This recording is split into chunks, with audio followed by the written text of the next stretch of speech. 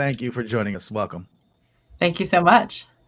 Yeah, we really appreciate it, Reverend. And just because we're short on time, so I just want to get into it. Can you please explain to viewers sort of just the genesis of the Poor People's Campaign and sort of why it was important for you and others to carry on this mission established by the late Martin Luther King Jr. Prior to his death? Yeah, I mean, so right before Dr. King was killed, really a year before he was killed, he said that the Achilles heel, the weak point of the intersections of systemic racism and poverty, militarism, and these three evils, as he described them, was to unite and organize poor people from across race, across geography, and we're living more than 50 years later. There's 140 million people who are poor and low income, one storm, one healthcare crisis, one job loss away from economic ruin. We have fewer voting rights today than we did 50 plus years ago. There's, we could keep on going. I mean, we have emboldened racists trying to plan and carry out a coup. We spent $2 trillion in dealing with climate disasters as a nation last year, and so poor people and people, moral leaders and activists came together and said, you can't honor somebody by giving them some praise and by doing some community service one day a year in his name. You have to pick up the baton where Dr. King, and so many other leaders left off, and carry it the next mile. And so back in 2018, the Poor People's Campaign, a national call for moral revival, was launched. We launched with the most expansive and largest wave of nonviolent civil disobedience in the U.S. Capitol and in state capitals across the country. Thousands of people, tens of thousands of people engaged in nonviolent direct action across lines that divide us, across poor people of all races, of all creeds and colors and religions, ages, saying we have to shift the narrative in this country and we need to build power amongst poor people. And so for the last couple of years, we've been organizing. We've put forward a very bold and visionary agenda, an agenda that says that it actually costs our society more to have the levels of poverty and inequality than it would do to make sure everyone has health care and guarantee housing for everyone, have guaranteed right to a job at a living wage, and have strong social safety nets. And this is possible, and this is what we're building up the power to be able to enact.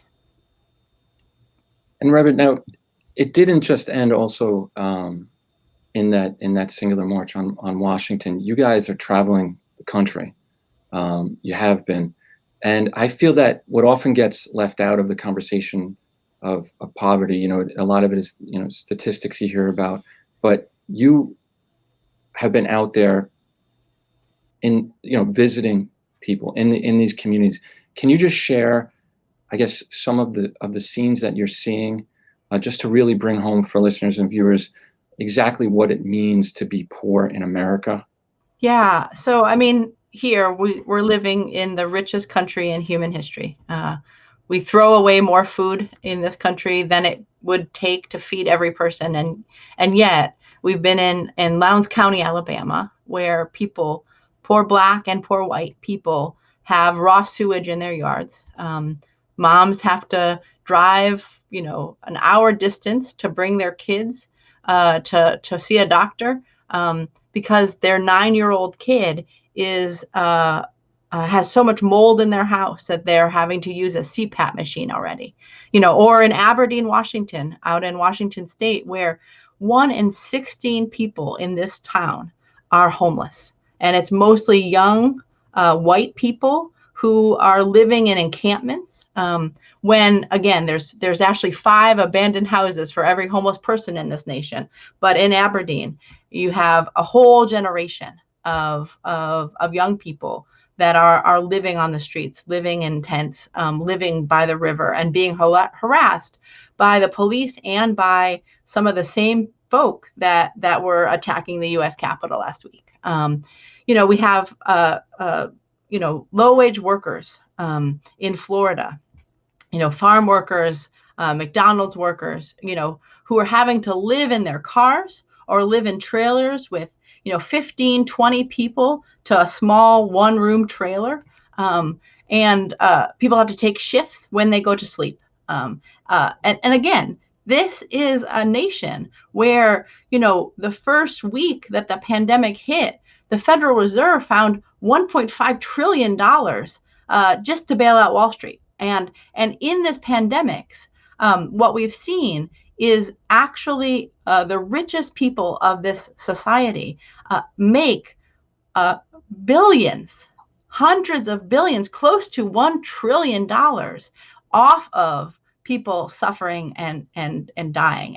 And of course, across the country, this is not an anomaly. I mean, this is the other America that actually impacts basically half of this country. And yet, we're finally hearing a little bit about kind of poverty and inequality.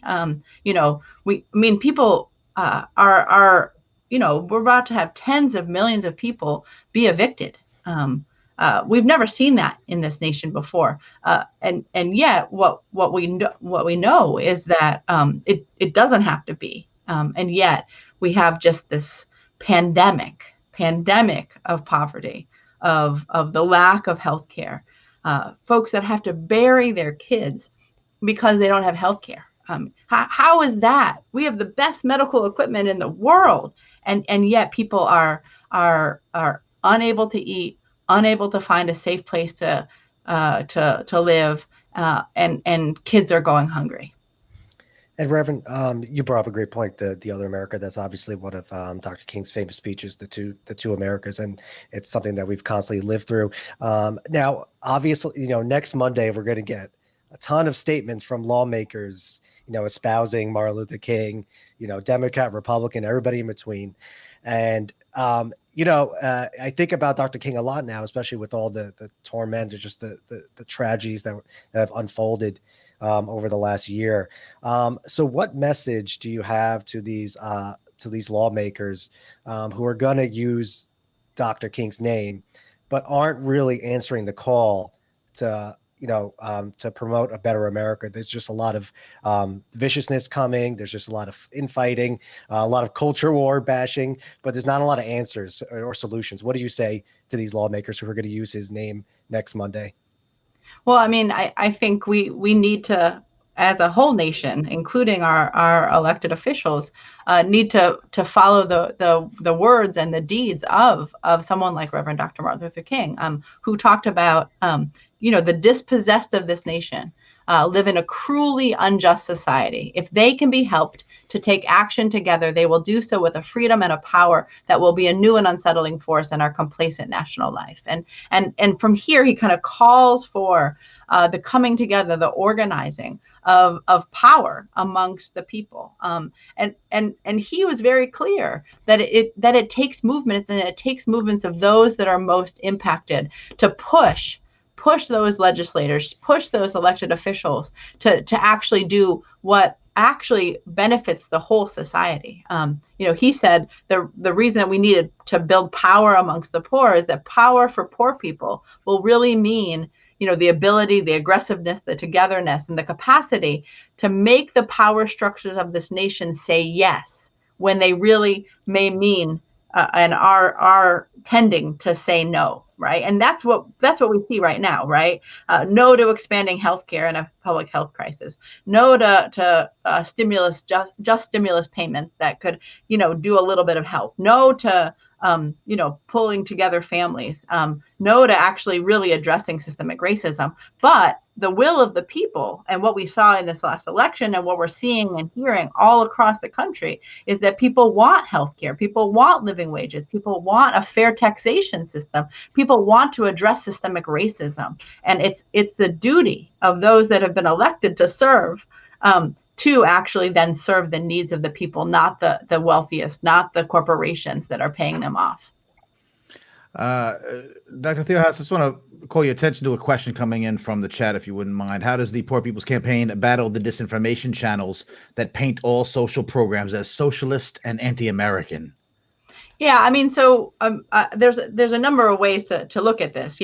Let's go back to our Constitution and our founding documents, right? This country was supposed to be founded on providing life, liberty, and the pursuit of happiness, right? Or our government is constituted to establish justice, to promote the general welfare. These kinds of ideas, like so welfare is in our Constitution. Why has it become a four-letter word? Why has it become something that's villainized? And so if you look at these kind of moral foundations, also from our sacred traditions, right? I mean, I'm a Christian pastor, and people, in the Poor People's Campaign are from all kinds of faith traditions, but in mine, there's passages like, "Woe to you who oppress the poor and deprive the poor of their rights, who legislate evil and making women and homeless children your prey," right? That's just from the Bible. I'm just quoting some of the faith traditions that some of our elected officials and others, really adhere to, or are supposed to adhere to. And so I think what we're seeing is that across all lines of division, people are coming forward saying, we need healthcare and it should be a human right. We need housing and it should be guaranteed. And so, say to a mom who has to choose between keeping her lights on and putting food in her children's mouth, that she's, that she's anti-American. Well, this country was founded, and it's needed to have a lot of reform because it was founded on, on also some principles of discrimination and racism. Of course, we know this, but the idea that trying to feed your kids and trying to make a better life for you and your community is anti-American is anathema, is just not true. And what we're finding is that people use that kind of critique when they don't want to do the will of the people. It's not that the people are with them. What we saw in Georgia, where candidates came forward with wanting, living wage jobs and healthcare, record numbers of people, including poor and low income people, turned out and voted for folks that talked about the issues that actually impact them. And so that's about as American, or the America we should be living in, that hasn't maybe been what it needs to be for all people, but it has that potential, and may we make it so. Yeah, and Reverend, now the Poor People's Campaign, you had issued a press release in response to the January 6th, sort of calling out that dichotomy, that double standard that you see where supporters of your group and just the communities that you visit could be arrested for singing hymns and peacefully protesting, and yet these white supremacists seem to just go into the Capitol and disrupt a foundation of democracy with little to no resistance. And I feel that we're talking about MLK. It'd be remiss not to talk about how the U.S. government itself sought to quash his message and his movement. And I don't know if we have enough time, but I'd love to play just a short clip. We did an episode sort of about that, where, as the FBI tried blackmailing him. They wiretapped his phones. They, anything they could do to stop the rise of this so-called Black Messiah. So, MC, Manny, are we able to play that real quick? And then we can if we just have a couple minutes. It won't be very long.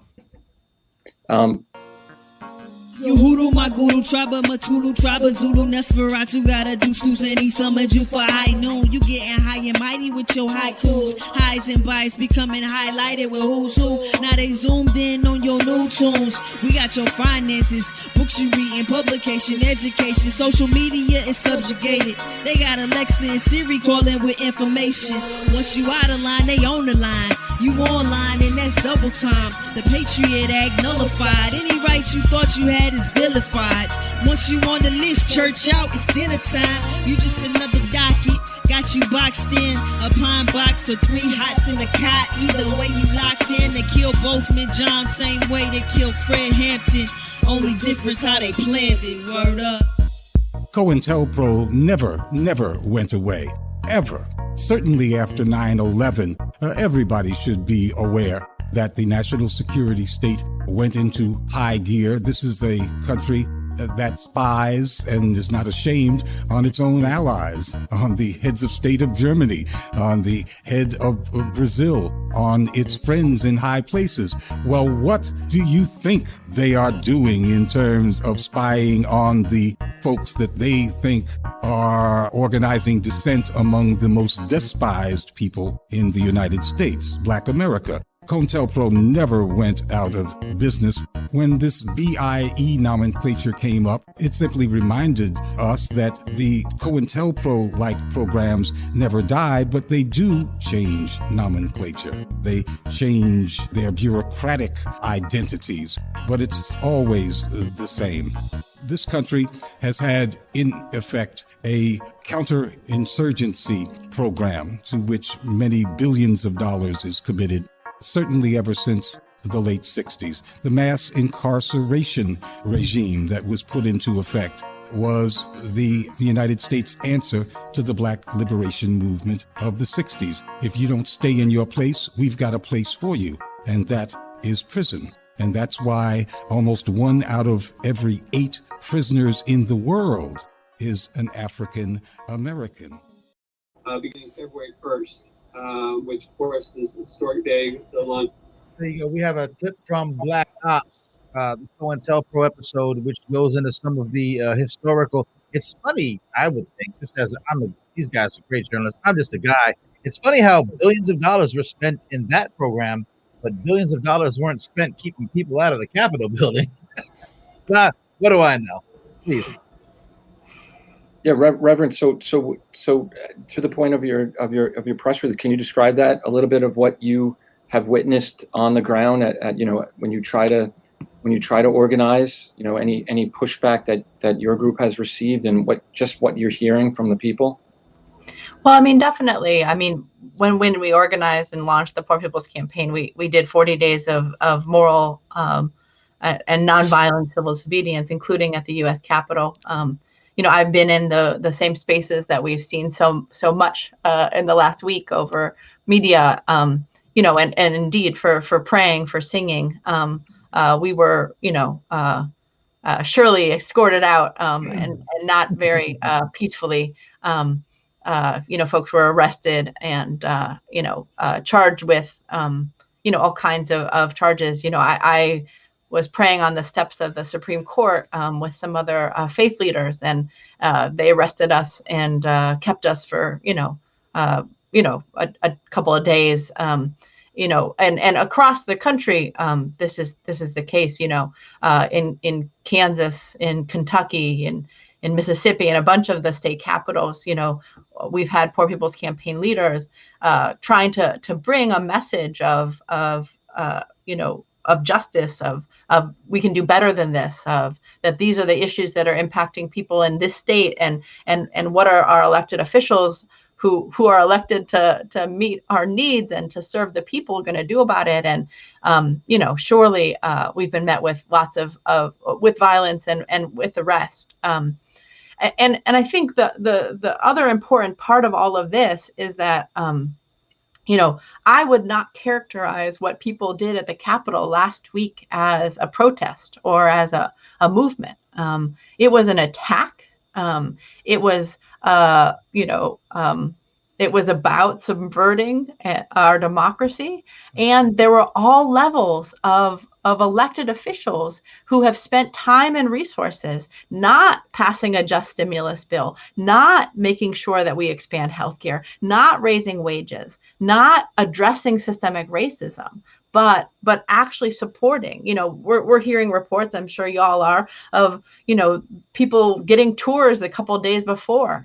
We're getting reports of people's security systems being taken out. I've been in a lot of the places that and I know how heavily guarded they are. You can't just get into those spaces. But this is also the history of how law enforcement, how the military, and who law enforcement and who the military chooses to target and arrest and harass versus actually support and use and embolden so as to kind of keep the status quo. So while we haven't seen something like an attack on the U.S. Capitol building maybe in a long time, this kind of mob violence and rule is not new to poor communities. It's not new to Black communities and Native and Indigenous communities. It's not new to women's rights leaders and immigrant rights leaders. And it always follows that when the most possible progressive change is right on the cusp of happening, when people are coming together in new ways and breaking down barriers, that is when this kind of racist violence and mob rule really erupts. And so we shouldn't think that Wednesday was not connected to really a movement, not just folks electing, the first Black woman vice president, not just electing the first Black and Jewish senators of Georgia, but surely that, but the whole coalition, the fusion coalition that both put those folk in the office and who are organizing and demanding rights currently. And this is, and we should see this in the kind of historical perspective, including also the perspective of what the policing of activists is versus the kind of support and emboldening kind of domestic terrorist and white supremacist groups. And Reverend, just if you have 2 minutes, I just have one last question for you. And, I just, just thinking it back to Dr. King, he's trying to organize a sort of multiracial working class when he's assassinated. And then that's followed up by, austerity politics, neoliberalism, this mass incarceration state. And that's followed through for multiple decades. So, Senator Bernie Sanders has called for a sort of a revolution. So just how do you sort of just fight back to try to organize and get that message across? Yeah, I mean, I think what we're seeing is that message of uniting poor people, poor Black people, poor white people, poor Latino people, poor Asian people, poor Indigenous folk. I mean, that it's a message that is actually resonating quite well across the country. I mean, we spent a lot of time in Kentucky, and folks there, say that we're uniting people, we're building people, from the hood to the holler, and folks are coming together across these lines that divide. Now, that is a very threatening thing to our status quo, and it is indeed what got Dr. King killed, but having state-based movements in 45 states across the country, having thousands of people that wake up every day thinking, how are we going to build a movement? And most of those people being, like in the words of the Fight for 15 worker, Nick Smith out of Appalachian, Virginia, our backs are against the wall and all we can do is push, right? And this is folk that whose kids are not living the life that we all deserve. This is, workers that are not being paid living wages. And so, it's that kind of, a powerful kind of moral revolution of values put together with a power group of people who have nothing to lose, but, winning great transformation for themselves and their families and the nation. And what we know is also that when you organize society around the needs of the poor, that actually redounds to everybody. We have a saying, when you lift from the bottom, everybody rises, right? Trickle down, it don't work. but lifting from the bottom, making sure that something works for a single mom, making sure that the homeless are included, making sure that undocumented immigrants are put first. That means that everybody's in, nobody's out. Great. Reverend Theo Harris, we really appreciate you coming on, and just good luck as you move forward with the campaign. There's obviously a lot of work to do, and thank you so much for coming on the show again. Thank you. All right, there it is, the Poor People's Campaign. You can see poorpeoplescampaign.org, where you can find out more about the movement, the messages, the statement on the events of January 6th, 2021, and just everything